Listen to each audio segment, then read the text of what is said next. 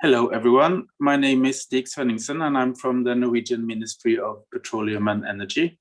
I am also one of the 4 co-leads of the Carbon Capture, Utilization and Storage Initiative under the CEM, and it's my pleasure to introduce today's CCUS event at the 12th Clean Energy Ministerial Meeting. The CCUS initiative has 12 government members, and we collaborate to accelerate CCUS together. We provide a platform for governments, industry, and the finance sector to come together to advance CCUS. We also work to identify new investment opportunities and to share knowledge and best practice from government policy and project development. Today's event provides you with a crash course on CCUS. If you're interested in knowing why we need CCUS, how CO2 is captured and stored, and do CCUS installations really exist, you have come to the right place. We have 3 expert interventions lined up for you today. First, we will hear from Samantha McCullough, the head of CCUS at the International Energy Agency. Sam will tell us why we need carbon capture and what its role can be in a sustainable energy transition and in the net zero emission plans that countries have. Sam will be followed by Tim Dixon, General Manager of the IEA Greenhouse Gas Program. Tim will explain how CO2 is captured from various processes and how the molecules can be safely stored. Finally, we will hear from Brad Page, the CEO of the Global CCS Institute. Among other things, the Institute tracks developments in CCUS projects, so we will hear from Brad where we actually are today with industrial carbon capture installations. Without further ado, I pass the floor to Samantha. The floor is yours.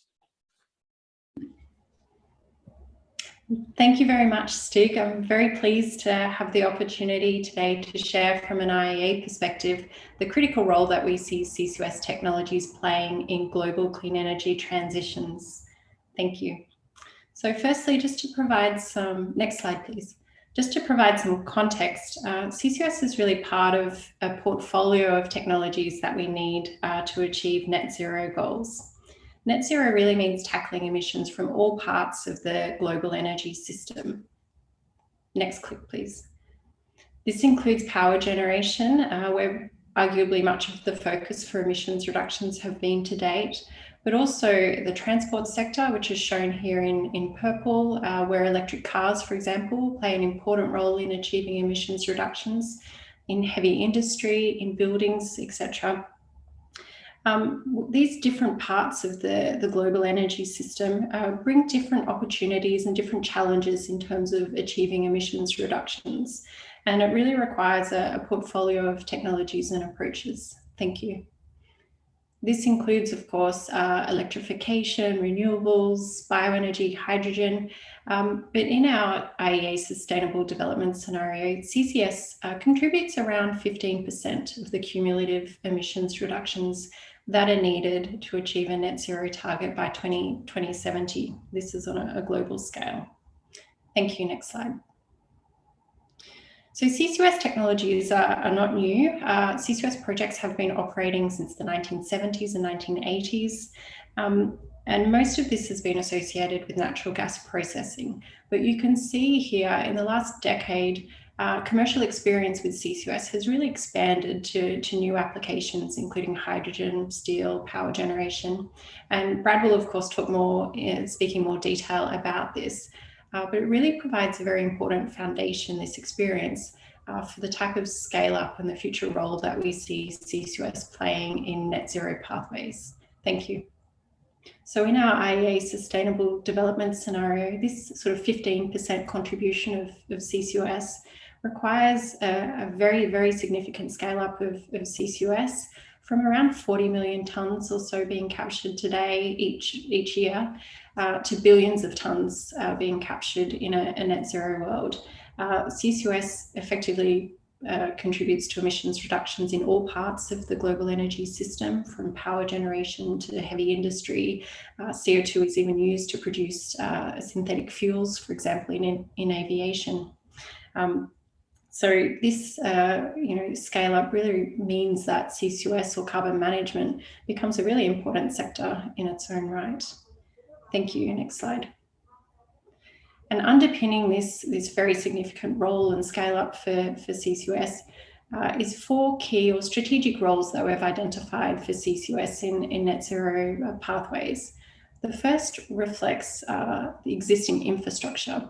So much of the existing coal, gas, for example, power generation fleet globally, also industrial facilities, steel and cement plants, have been built in the last 2 decades or so, and many of these existing facilities could in theory still be operating well into the middle part of the century. Much of this infrastructure is in emerging or developing economies, and retrofitting CCUS is a really important solution to enable these facilities to continue to operate, but in a way that's compatible with climate goals. CCUS is one of the few scalable solutions that we have in some heavy industry sectors, for example, and here I'd particularly highlight cement. CCUS provides a platform to scale up low carbon hydrogen production. Particularly, it can allow a faster and a least cost pathway to scale up hydrogen in the near term. Finally, CCUS underpins carbon removal, technology-based carbon removal approaches, which really are an important part of the net zero equation. So with that, I'm very pleased to hand over to Tim Dixon, who can talk about the technologies in more detail. Okay, thank you very much, Sam. Next slide. My name is Tim Dixon. I'm the head of IEAGHG, an international R&D organisation focusing on CCS since 1991. Next slide, please. And my job today is to tell you about how CO2 is captured and stored. And I'm going to use this one schematic here. There's a lot in this, but what you can see is on the left-hand side are CO2 sources, examples of CO2 sources. We have power stations, cement plant, iron and steel plant, gas processing, LNG production, refineries, any ammonia production, any large point source of CO2 lends itself to carbon capture and storage. And the power stations, as you can see, can be fueled on fossil fuels, but also on biomass. And the configuration here is a hub and cluster showing that CO2 sources from a variety of sources can be gathered together in one hub and then into one common transport and storage system. And some of these sources, the CO2 streams are already pure, but some of them, the CO2 is within the flue gases, it's more dilute, and we have the technologies there to scrub that out through amine scrubbing for post-combustion or post-energy conversion processes, but also through oxy-combustion and pre-combustion technologies as well, that we all have these technologies operating now. And as Sam mentioned, a really important aspect is that with many of these, CCS can be retrofitted, or the capture can be retrofitted to existing operations, existing plant. Now, transport is commonly through pipelines. There's many thousands of kilometers of CO2 pipelines in operation around the world, but it can also be through ships where there is sea transport involved, and there's a flexibility comes in with that. And at a smaller scale, it can be by trucks as well. And they're currently used, for example, with CO2 for the food industry. And then the most important part really is on the right-hand side of that schematic. That's the CO2 storage, where we inject CO2 into deep geological formations to prevent it from being in the atmosphere and acting as a greenhouse gas. And these geological formations are typically deep saline formations or depleted oil and gas reservoirs. So in that nice schematic that covers a lot of things, but one last point is on the biomass. When you use biomass in an energy conversion process, that's carbon neutral. But if you capture the CO2, you've now got a carbon negative process, a negative emission technology. And the acronym for biomass for CCS is BECCS, and that plays a big role in the future for mitigating emissions from other sectors that we can't reduce the emissions from. And direct air capture, scrubbing from the atmosphere, also feeds into the same sort of system, going off to geological storage, and that also is a negative emission technology. So in all of this diagram, the one problem with this diagram is the scale. Next slide, please. Because we're talking about injecting CO2 deep into the geology, between 1 kilometer and 3 kilometers deep, This is a schematic from a real project in Canada, the Aquasol project. That's a 3-kilometre deep storage site, taking CO2 from a coal power station at Boundary Dam. That's been operational since 2014. And the protruding strata to the right show the different sealing layers of geology that are trapping the CO2 down there. Next click, please. And from the IPCC, I borrowed this diagram because as well as injecting CO2 into the pore space and as well as these sealing layers, what happens within the pore space are that there are more trapping mechanisms that keep the CO2 retained down there. It dissolves in the formation of water, that becomes heavier and goes down, and with longer periods of time, the CO2 starts to mineralize and basically turn into rock. The longer the CO2 is in the geology, the more secure it becomes. So that's a good thing. Next slide, please. So how do we prove that it's safe and secure when we inject it? How do we ensure the right geology is chosen? Well, next click, please. This is the role of CCS specific regulations that we have in place. There are international regulations around the world. The UNFCCC has its modalities and procedures for CCS and the CDM that are aimed specifically at developing countries. The London Protocol protects the marine environment from challenges, and it has its own amendments to allow CO2 storage in the geology beneath seabeds, but also the guidelines on how to regulate that. The International Standards Organization has 7 standards now on different aspects of CCS and many other reports. And then some countries have got their own CCS specific regulations as well, with over a decade of experience in the US, in the EU, Australia, Japan, and Canada as examples. Next click, please. And all of this regulation is based around on the storage side and methodology that characterizes the geological formation because they vary, and undertakes a risk assessment, ensuring that there are no seepage pathways, and undertaking modeling and simulation of the CO2 behavior, designing the project to minimize any potential risks, and only when there's a high level of assurance does the regulator then issue a permit for operations. And in operation, we do have the technologies, and they're required to monitor the CO2 storage process. We have technologies for monitoring the deep subsurface. We have technologies for monitoring the shallow subsurface and the surface, for assurance monitoring for local stakeholders. And we also have the techniques and technologies for the carbon accounting monitoring to, if, for example, if there is a generation of carbon credits or carbon tax credits from the process. So all of this comes together. This is the entire CCS value chain, so to speak. And as well as the storage mechanisms that ensure that CO2 is stored for geologically long periods of time. And nature's shown us how that happens. There's lots of natural CO2 stored in geology around the world. But you may be thinking, is there enough storage capacity for what we need? Well, the estimates are between 5,000 and 55,000 gigatons of storage of CO2 storage capacity around the world. That's enough for centuries worth of emissions should we wish to use it. So that's how we capture and store CO2. And now I'll hand over to Brad Page to tell us about the projects that are actually doing this. Well, thank you very much, Tim, for that. And I'm Brad Page. I'm the CEO of the Global CCS Institute. We track large-scale and commercial facilities in CCS around the world, and we publish this report towards the end of each year. And the report that I've got today is as at the end of 2020, where we were able to account for 66 commercial CCS facilities at various stages of development and operation. Pleasingly, there are 26 operating right now, with a further 4 under construction, and 34 facilities at various stages of planning. Currently, 2 CCS facilities have their operations suspended, and I'll touch on those shortly. Very pleasingly, during 2020, 17 new commercial facilities at various stages of planning came onto our books, and we were able to identify them. Now, from those 26 commercial facilities that are operating at various places around the world, just short of 40 megatons of carbon dioxide is being captured and stored each year.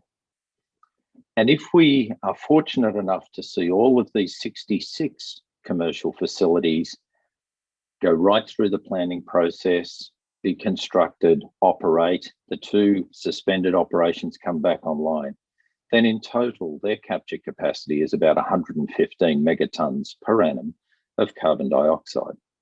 Next slide, please. This chart tracks what's happened across the last decade in all of these CCS facilities at various stages of development and operation. And the most pleasing thing to see is that since 2017, we've been on a significantly increasing trajectory, both in terms of the numbers of plants that are coming into operation, where you can actually see between 2010 through to 2020, there's about a 2.5-fold increase. But pleasingly, when we add in the pipeline, as we call it, of those in various stages of development as well as construction, just in the 1 year alone between 2019 and 2020, there was a 1/3 increase in the numbers. So this actually reflects the increasing significance that governments and corporations around the world are now recognising for CCS against that backdrop of the importance of achieving net zero emissions, as well as the other Paris targets around temperature objectives. Next slide, please. And this slide really tells many different stories. So the vertical line, the orange line there, represents, broadly speaking, where we are today. So everything to the left is in operation, except for the 2 purple dots there, Petronova and Lost Cabin, both of which have their operations suspended at the moment. Lost Cabin because its host facility had a fire and is being repaired at the moment, and Petronova because it's reliant on oil prices, and over the last little while, the oil price has not supported the use of the carbon dioxide for enhanced oil recovery. But that's really not the story here. The story here is to show that, first of all, the first CCS facility, Tyrrell, dates back to 1972. So when people say it's untested, it's experimental, nothing could be further from the truth. Almost 50 years of experience of operation with CCS. The other thing I want to draw your attention to is the diversity of applications, from cement production, iron and steel, all the way through various industrial processes, and including power generation. Currently, 2 examples of that on coal-fired power, but interestingly, to the right-hand side of that vertical line, planned applications on natural gas plants. And that's a nice way to then think about what are we looking at into the future? And that's everything to the right. And all that we're showing here are facilities at advanced development stages. So these are projects that have been through very early stages of feasibility. They've been confirmed through that and moving towards front-end engineering and design. And here you see a very significant growth in both the power generation sector in particular, but also across chemical production, as well as fertilizer production, and I think increasingly importantly in the waste to energy sector. The hallmark of CCS is the breadth of its application, especially in these hard to decarbonize sectors that Samantha talked about so much before. So this is a great news story. We're seeing fast increases in the adoption of CCS, of the pursuit of new facilities. But I just want us to reflect again that at the moment, we're at the point where we capture and store around 40 megatons per annum from a relatively small number of plants. And Samantha portrayed perfectly earlier, between 2050 and 2070, the very substantial role that CCS has to play in achieving net zero, and that we need to scale this up probably to 2,000 to 3,000 individual facilities over the coming 20 years. Time is short, progress has been good, but there remains an enormous amount to do. And with that, I'd like to pass back to Stig.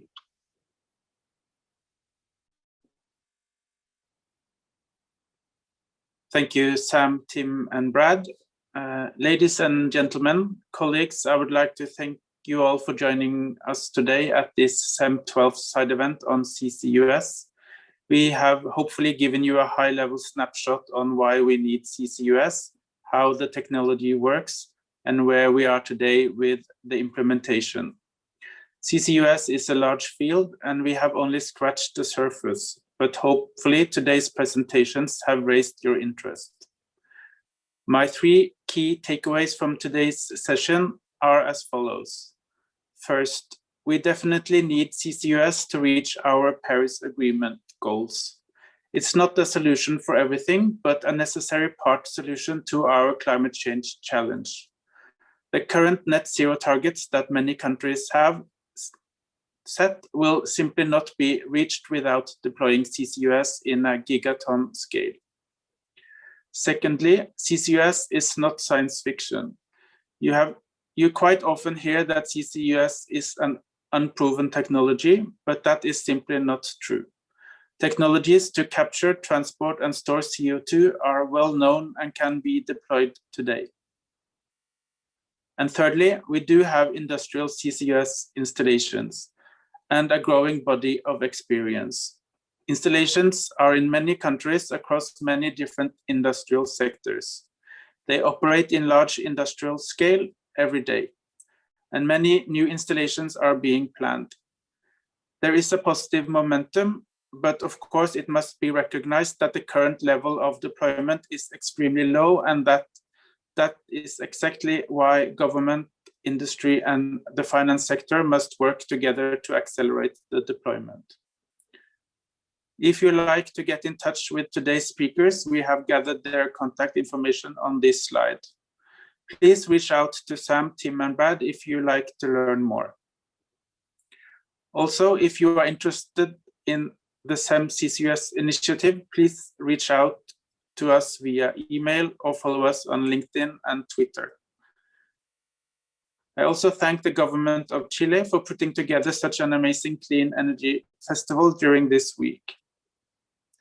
So on behalf of the Clean Energy Ministerial CCUS Initiative, I thank you once again for your time. We hope to see you soon and in person. Goodbye all, and please stay safe. Thank you.